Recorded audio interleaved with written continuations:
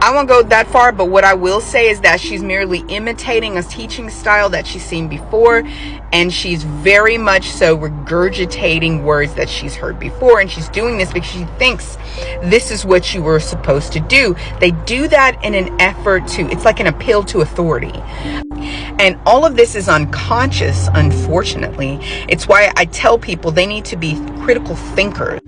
And what's sad about all of this is that failing to think critically about what you're doing, because if they just took the time century after century to sit in self-analysis with self-awareness and critical thinking that forced them outside of the circular thinking that most Christians will utilize because they're too afraid, right? Their relationship or their faith was born out of fear. Their continued walk is born out of fear. And so for Christians to sit there and say that they're not warlocks and witches, every time you vote you vote in measures that causes the unaliving of a person because of the horrific things you say and you do, you are participating in a blood sacrifice. What's sad is that this has been so normalized. Like Christian nationalism, this is so normal, participating in these blood sacrifices so that you can gain power and control, so that you can satiate greed, that they don't even see this as wrong. Even right now, they're all a bunch of prophets are talking about the fear of God is coming back. The fear of God is coming back. It's the most startling thing because they don't realize that fear is something that they can control. Now, if your faith comes back, your hope comes back, your desire to study and to learn and unlearn the trash that you've been taught and whatever cauldron you've been sipping out of and whatever church in here and whatever holler, yeah, that's good. But they're still capitalizing on fear, because what you guys don't understand is like fear is a sales tactic, and maybe some of you have recognized it, but fear is a sales tactic, and it's utilized to get people to buy into this imperialized Christianity, which they've commodified. They've turned it into a commodity, or some people say commoditized, and they've used certainty is another manipulation tactic that unfortunately far too many Christians use to get people to buy into what they're selling. And all of this together, this commoditized Christianity, the imperialized version, which are drug over here by a bunch of crazies.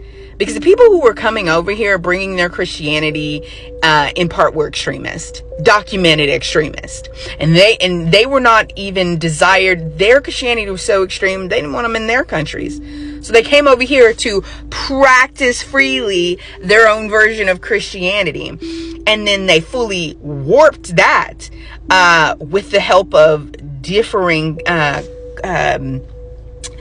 scions of Christianity, priests, popes, and etc., to be able to then enslave people and mass murder people. The fact that people say that America was formed out of Christianity, it's a Christian nation based on Christian values, is hilarious, and basically impugns the character of the God they claim to serve, from the standpoint that a massive and ongoing till this day blood sacrifice has been used to purchase power and control, of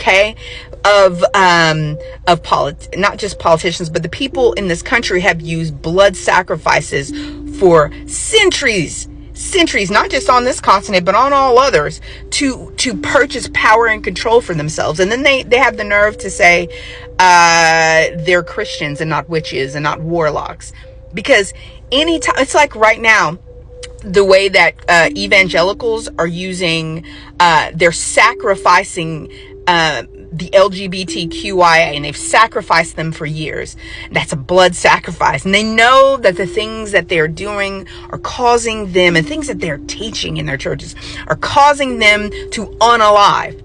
whether you are slitting the throat of the person involved, or what you're teaching and what you're saying causes them to unalive, you are still participating in the sacrifice of that person. They have been doing that to BIPOC for centuries, participating, whether they were killing them themselves, enslaving them themselves. BIPOC were being murdered and raped. They were a part of it. It's wacky. And I don't understand how they don't understand how this is the way it is. When people don't understand about Christian nationalism, it's normalized blood magic. It's normalized. Sacrificing people, causing them to unalive, saying horrible things to them. They are the demons that they rail against. And I think you all need to understand that about imperialized Christianity, that whacked out Christianity that we have over here now. I don't care how much love bombing, I don't care how many pairs of skinny jeans you wear, I don't care how much you try to rewrite and readdress the playbook. It's witchcraft. And I'm not trying to demonize all of Christianity, because you can clean it up. You can practice it in a way that is healthy, that is non-harmful to others. Unfortunately, Christians don't, not all, but Christians aren't imagining a world in which they are not forcing their beliefs, these colonizer ways of being that have been built into Christianity and normalized. They're not imagining a world in which they are anything different than the type of Christianity that's given to them. Look at the new kinds of Christianity that are coming out, in which they've worn their skinny jeans, they're adding rap, they're adding rock, they've got dancing, they've got flags, and they've got all that, but it's still same Christianity. Still same Christianity. I don't care how much of a club vibe you give it. I don't care how much of a in the park singing, you give it a hippie vibe. Still the same whacked out, colonized, imperialized, commodified Christianity. You've just turned it into a different kind of commodity that you can sell.